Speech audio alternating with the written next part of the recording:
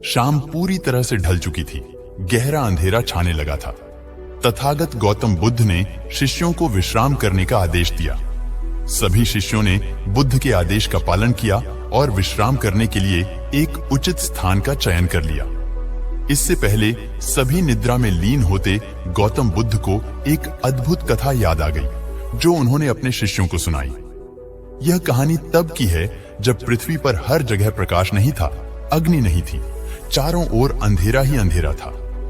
एक गांव के लोग सदैव अंधकार में ही रहते थे, लेकिन उनके मन में अंधेरे को दूर करने की इच्छा थी। उन लोगों ने बहुत उपाय किए, मंत्र श्लोक पढ़े, बूढ़े सयानों से सलाह ली। जब सब बेकार चला गया तो एक दिन बैठकर अंधेरा भगाने की समस्या पर सामूहिक चर्चा की गई। सभी लोगों की सहमति से फैसला हुआ कि गांव के सब लोग अंधेरे को टोकरियों में भर भर के उसे गहरी खाई में डाल दें। एक ना एक दिन तो उसका अंत होकर ही रहेगा। यह बात इतनी उचित लगी कि गांव के सारे लोग अंधेरे को टोकरियों में भर भर कर खाई में फेंकने लगे। दिन, महीने, साल, युग बीत गए। पीढ़ियां दर पीढ़ियां टोकरी भर भर कर अंधेरे को खाई में फेंकती रही, लेकिन न तो अंधेरा गया और न ही वह खाई भरी। लोग ऊब गए, हार गए। साल दर साल हर व्यक्ति अंधेरे को टोकरी में भरकर फेंकता रहा। अंधेरे को खाई में फेंकना एक प्रथा बन गई। फिर एक नई पीढ़ी आई, लेकिन उसे यह रिवाज निरर्थक लगी। उस पीढ़ी का एक नौजवान एक दूसरे गांव के सुंदरी से प्यार करने लगा। वह उसकी दुल्हन बनकर गांव में आ गई।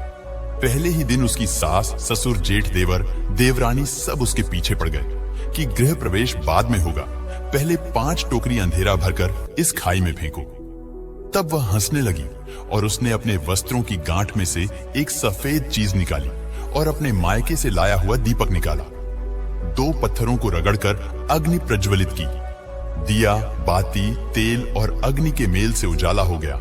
लोग देखते ही रह गए। दिया जला और अंधेरा गायब हो गया। उस दिन से उन लोगों ने अंधेरे को फेंकना छोड़ दिया, क्योंकि अब वे लोग दीपक जलाना सीख चुके थे।